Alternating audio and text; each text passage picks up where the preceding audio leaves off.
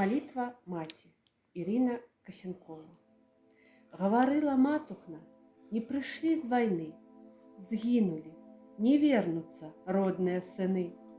Сэрца болем сціснула, цёмна ў вачах, галаву ахутала полымя і жах. Думкі закруціліся, а навошта жыць? Ці вайну праклятую, ці сябе вініць, што 4 хлопчыкаў у чужой зямлі, мо магілкі травамі, зеллем параслі, мо ў полі дзе-небудзь бедныя ляжаць, каб магла б хоць дзетачак родных пахаваць. Так з адчаем крыкнула Богу ў вышыню: я замест кравіначак лягу ў зямлю.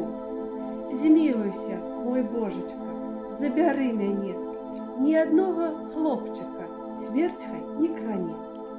І любоў матуліна падняла сыноў, усе з вайны вярнуліся да сябе дамоў. Ды насустрач матухна выйсці не змагла, за сыноў, за родненькіх у зямлю лягла.